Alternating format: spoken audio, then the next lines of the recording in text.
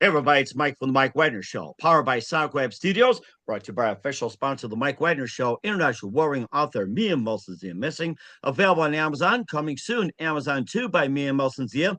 Double suspense, double the fun. Check it out on Amazon. Also, Mike Wagner Show is brought by Illumina, the think tank of the future. The Sweet Psalmist by Serena Wagner, based on the life of King David on Amazon. Check it out, Sweet Psalmist by Serena Wagner. Keyword Sweet Psalmist, Serena Wagner on Amazon. Also, High Time Music. Check out the latest at hightimemusic.com.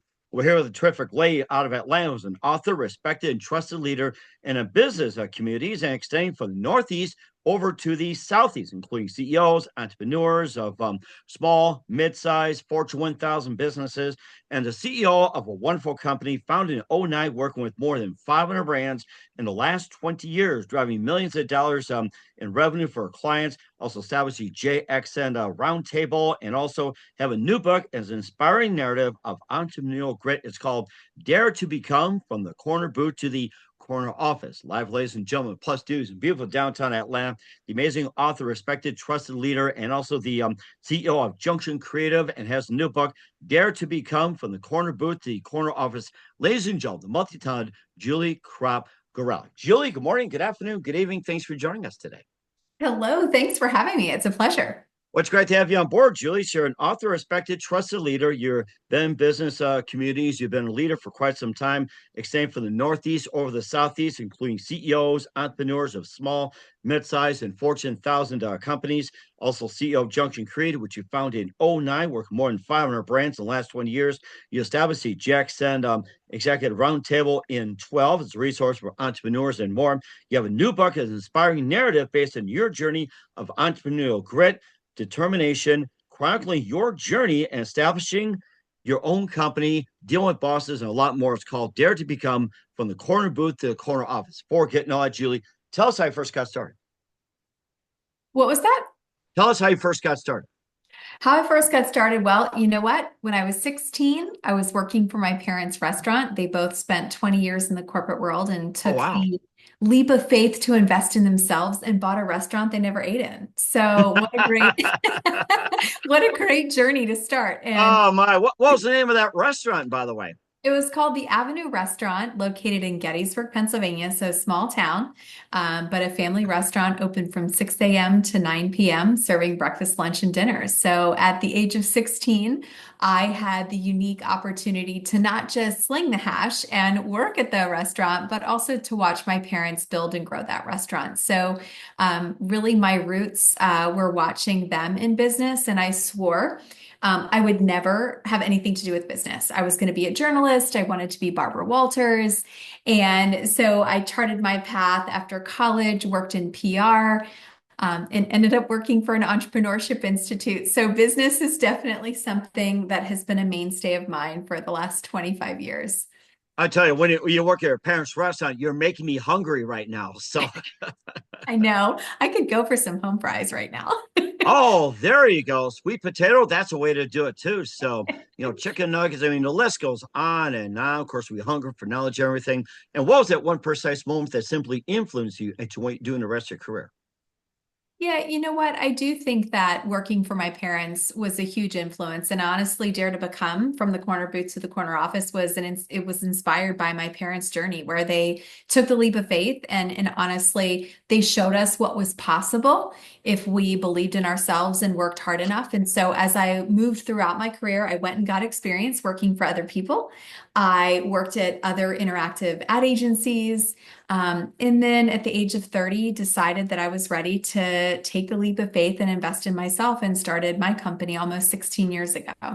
hmm and of course, you also worked in other ventures as well too. Established the JXN Executive Roundtable resource for entrepreneurs, and tell us a bit about that one. Yeah, as I grew my career, what I found to help me was to be in a community with other people. And a lot of these networking events, there are, corporate networking groups where you can pay thousands and thousands of dollars. But really, what I wanted was just a core group of people who I trusted, that were also business owners, and we could really lean on each other. So it was a very intimate group. We had less than 10 members, and we literally just paid to have lunch. So there were no membership fees. But really, what was great about it is we listened to each other's stories stories, but then we brought in guests to talk to us about different components. And I will say that it was definitely a big motivator to keep sort of pressing on when you have a group of people supporting you. Mhm. And certainly with your journey, your new book, What Dare to Become, from the corner booth to the corner office, chronicling your journey with your own company, entrepreneurship, dealing with bosses, and everything corporate and more. And you carve your own story. We'll talk more about that. But first, you listen to The Mike Wagner Show at themikewagnershow.com, powered by SonicWeb Studios. Visit online at sonicwebstudios.com for all your needs. Look at a professional website without breaking your budget. SonicWeb Studios is the answer. SonicWeb Studios offers fast, affordable, customized designs that blow the competition away. Call today, 1-800-303-3960. That's 1-800-303-3960, or email to support@sonicwebstudios.com. Mention the Mike Wagner Show, get 20% off your first project. Sonic Web Studios, take your image to the next level.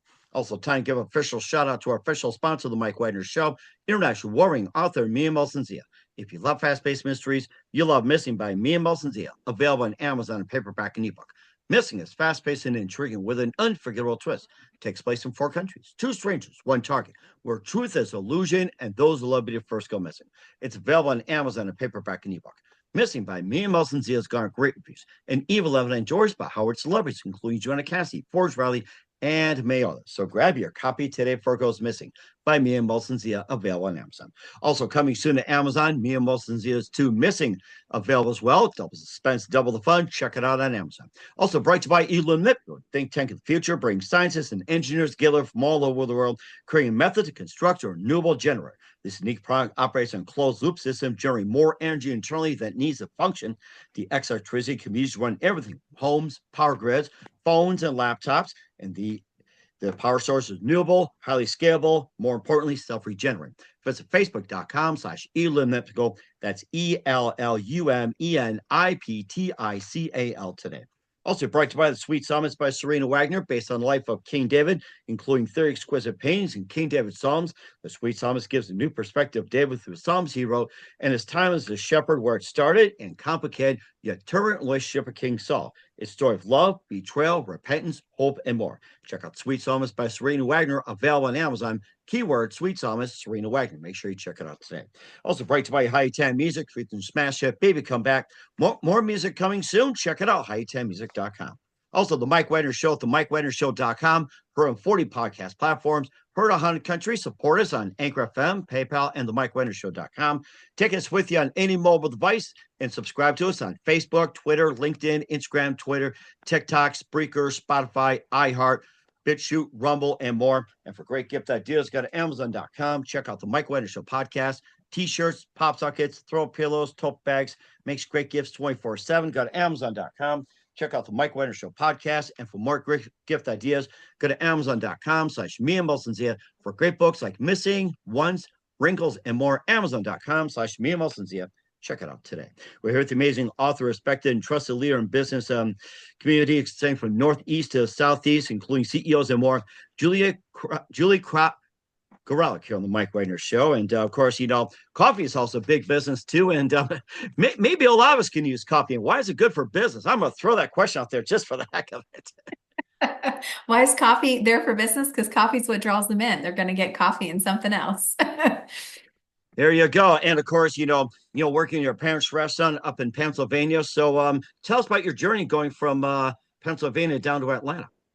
Yeah, no, absolutely. So after college, I moved to Europe. I worked for a PR agency for fashion photographers in French, which was a fun experience, but moved back to the States and moved to Philadelphia, where I worked for an entrepreneurship institute, was recruited by a venture capital organization, and really focused on the early stage communities from New England to North Carolina. So a lot of business strategy, marketing strategy, looking at financial models, which was exciting. And ultimately, when I met my now husband, we've been together 18 years, he was already in Atlanta. And so I relocated to Atlanta and found that the venture capital community at the time was not quite as robust as the Northeast, and worked as a strategist for interactive ad agencies. And really, that's where I got to use a lot of my business strategy background and learn a lot more about marketing, and ultimately then started Junction Creative in 2009. You talked about the Atlanta market not being as robust in the back up in East and everything. How is it not as robust, and how to manage to pick up? And the big difference between, like, having their version of robust business in Atlanta compared back up to East. Yeah, at the time, New York, I mean, New York still is the financial capital, right? And that is where a lot of business gets done. There's a lot of venture capital, there's a lot of private equity, institutional investors. And at the time, 18 years ago, Atlanta was still finding its footing. And I will say over the last 2 decades, they've done a lot to attract technology, AI companies, digital companies, software companies. And so I would say that, I don't know that anyone's ever going to beat New York when it comes to finance and VC and private equity, but I'll tell you, Atlanta's given them a strong run for their money. And of course, the film industry too. That's been the big number one. Everybody's leaving the high taxes of Los Angeles and going to Atlanta, where the tax structure is less burdensome, is also a lot cheaper for business. A big write off. Well, it is. And they also have film tax credits here in Atlanta as well. They've had those for over 15 years. So you actually pay less if you create jobs in that community. So we've become a city that's not just known for tech. We've got a lot of blue chip corporate clients, right? UPS's headquarters, Mercedes. There's a ton that are still here, but now we're attracting film and TV. So it's great to see Atlanta growing. Mm-hmm. And of course, yours is growing well too, with Junction Creative finding in '09 as well, and a lot of revenue and everything like that. So, the basis of it, and how can people start something similar to what you're doing? How can they start something similar? Well, here's what I will tell you. The first thing you have to figure out is what you want to sell, what you want, whether it's a product or whether it's a service.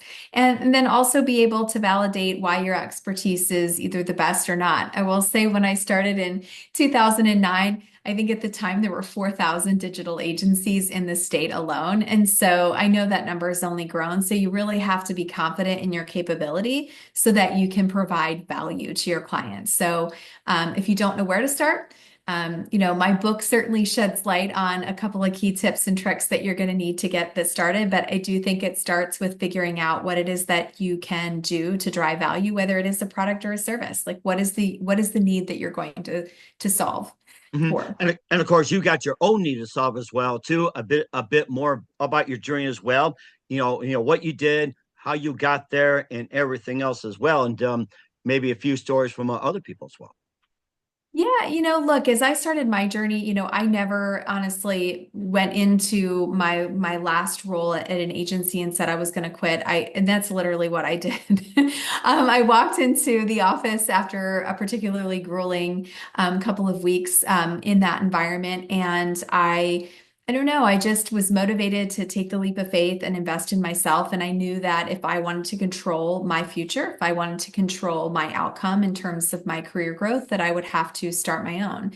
But what I will tell you is it always sounds easier than it is. I told myself that I would have things up and running and profitable and cranking cash in 12 months, and it definitely took 18 to 24 months. So I would always tell folks that while it sounds great when you hear about the $100,000 side hustle or the billionaire next door, it's not so much a reality. You've got to work for every dollar, and sometimes that means long nights, a lot of no's. But if you keep working hard and you're able to add value, then you can get there. Now, did you say 18 to 24 months? Is that the typical average that a business starts making money, or is it take longer than that? Yeah, I will say 18 to 24 months is a great goal, right? Because that gives you 1 to 2 years in the marketplace to really test out your model, refine it, get your elevator pitch refined, start getting sales in the door. And what I always like to say to folks too is that as you go, you're going to be adapting your business model. Sometimes you think you're selling one thing and then you end up selling another. So for example, when I started my business, it was really designed to be the hybrid between a business consulting firm and an advertising agency. And people were like, "What? Can you build me a website?" and so, and I was like, just go to Wix or GoDaddy, please. Let Danica do it for you. right? It's like, so, and we did build websites. And so in those early years, I did a lot of websites. We wrote a lot of marketing content, but then ultimately, as we grew and we started to get some notoriety, we picked up some clients that were very recognizable. Then we started getting the work that we wanted to do, which was a lot more on the marketing strategy side. So it just ebbs and flows, but I will say that I was prepared prepared to pivot and I was prepared to roll up my sleeves and you want me to build your website? No problem. I can do that. Mhm. And what about the social media marketing as well, too? You also do that, and if you do, how's it evolved over the years, and how important is it to have a social media presence? Yeah, digital marketing has evolved in the last 15 years, right? When I left agency, Twitter had come out. Meta wasn't even Meta yet. It was still Facebook, right? So we've actually seen it evolve in 2 decades. And what I will tell you is it is a baseline now for operating in today's world. If you aren't on digital, whether it's LinkedIn, Instagram, Facebook, some TikTok or X, like those are the platforms where people are consuming information. So if you are not on digital, you're losing a little bit of opportunity to get in front of those audiences, but it has evolved, right? All of these ad platforms have grown quickly. And Hmm. so, part of our role as an agency is we've had to adapt and learn and relearn all of the technologies and the updates to all of the software. So it's definitely, I've learned a lot in the last decade and a half. And speaking of the new platforms and everything, what about Threads and Blue Sky? Your thoughts on those? Yeah, those are good platforms. I would say that's not where you're going to find a majority of your folks still. Believe it or not, you can still target women effectively on Facebook. And folks are always like, oh, no one's on Facebook. Everyone's on Facebook. And yes, while your demographic may not be buying products on Facebook, there is a demographic that will. So what I always say to folks is take a look at your audience, figure out where they're consuming their content. And if they are consuming their content on Threads, then that is where you want to market. But I will tell you, it's not quite as sophisticated as, let's say, Facebook or Instagram or even TikTok right now. Hmm. And what are some of the hot products right now that are in the market for businesses and everything? And what do you see as a hot market, say, coming in 25, 26, or even go like 5 or 10 years down the road? A hot market right now, honestly, is AI. That's all we're hearing about. We're seeing more AI generated and AI powered technologies. I will tell you, if you're in the AI space, whether you're on the infrastructure side or whether you're actually on app development side or you have a great idea for an app that's powered by AI, it's definitely monopolizing everyone. Everyone's, curiosity is piqued. I don't necessarily think that they figured it all out yet, but I will say that AI technology is definitely leading most conversations. Hmm. And what are some of the other products that are still, on the rise? What are some of the others that are kind of just went down a little bit? And what are some of the ones that were that were dead, back 5, 10 years ago and making a comeback?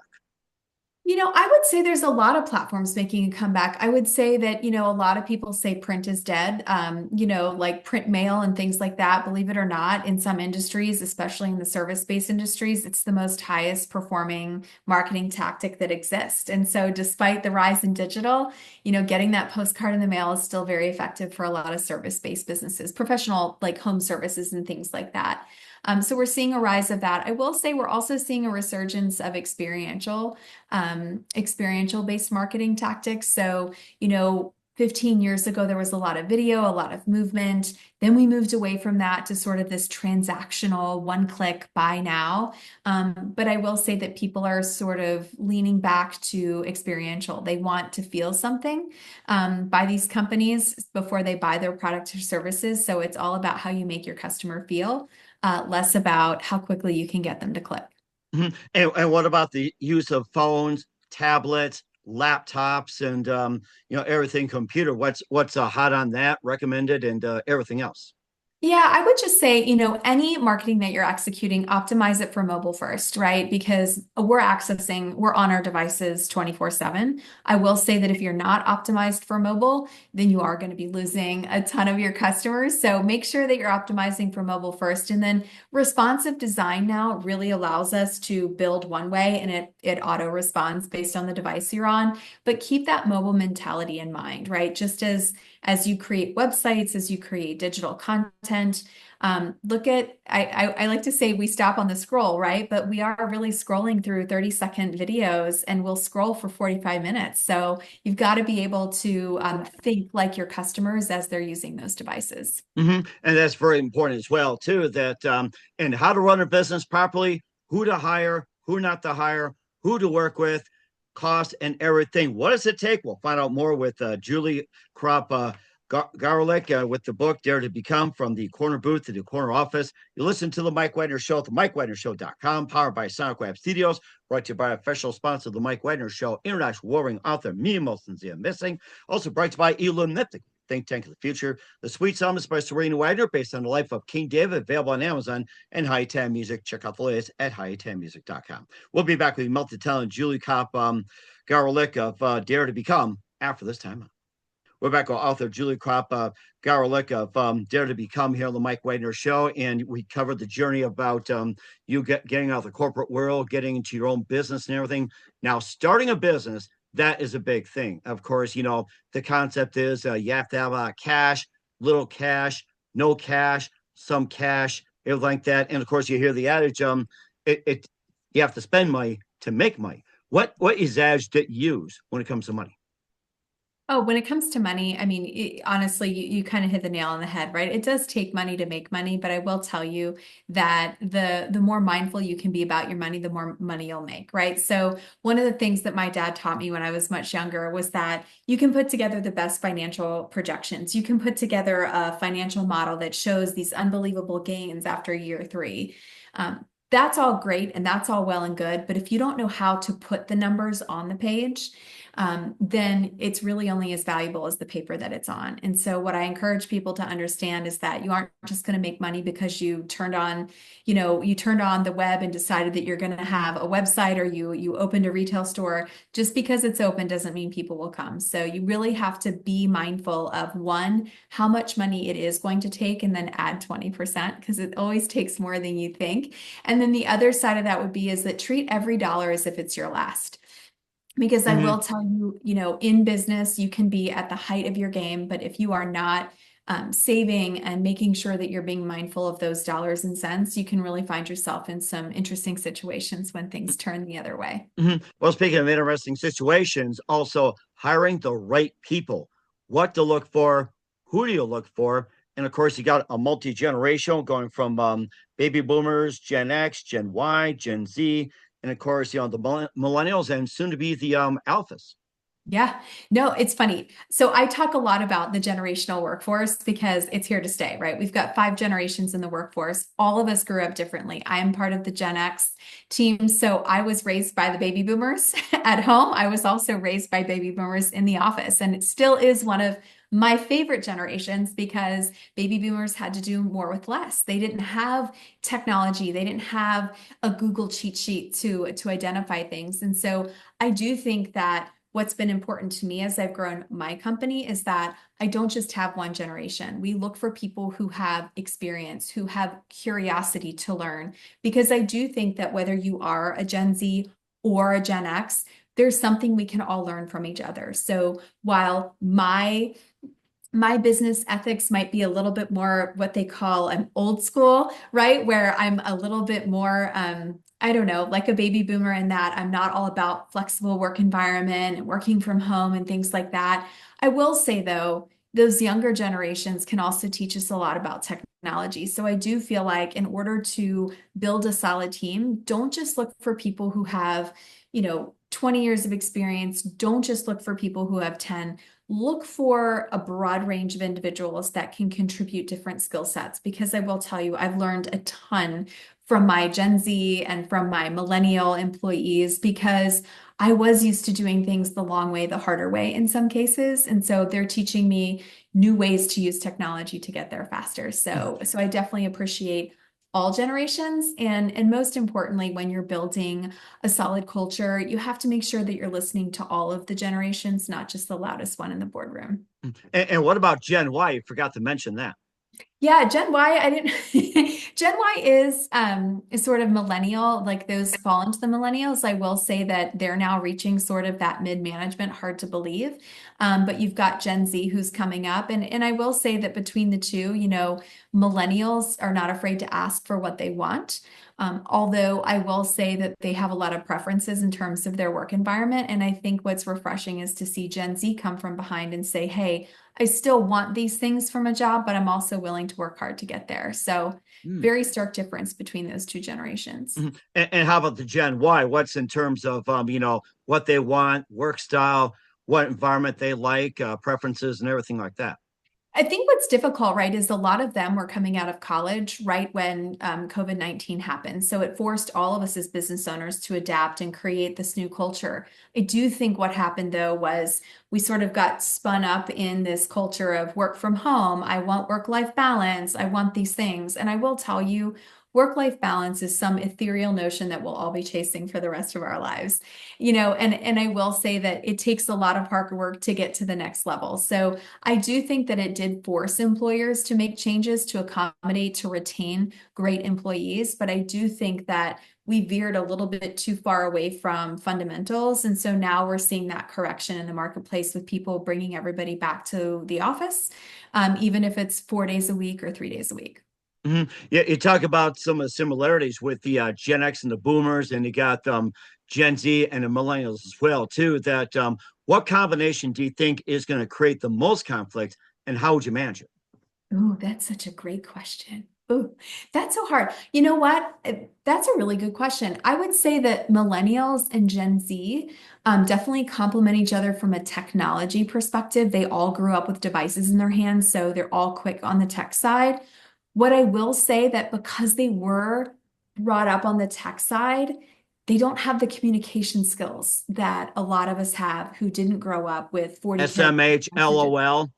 Yes, exactly. I mean, so it's very different. What I will say is I do see a lot of times people discount baby boomers in the workforce, and it irritates me because I've got to be honest with you. While sometimes their ways might be archaic or maybe they're not adopting the latest technology, at the end of the day, they know how to get the job done with little or no management. And so I will say that there tends to be a lot of I hate to call it ageism, but it kind of is, right? Like, oh, that's an old way of thinking. But I guarantee you, if you take away those devices in an office, take away the internet, those baby boomers and those Gen Xers are going to be the ones that get help find those answers without technology. And that's so critical right now in our workforce that we understand how to do the work, even if Google's down. I remember the days of having just a rotary phone, a really tall coffee maker. And of course, Yeah. you had a metal desk, and you had, yeah, the rotary phone did mention. Of course, you had the dictaphone, and I think you also had a phone book, and you had, Yeah. let's see, a pencil, a pad of paper, and whatever else. And of course, you got a lampshade. And of course, you got your old coffee mug. You just sat up there, Well, and then if you want to change something on TV, you got up and changed yourself. You're more yes. productive that way.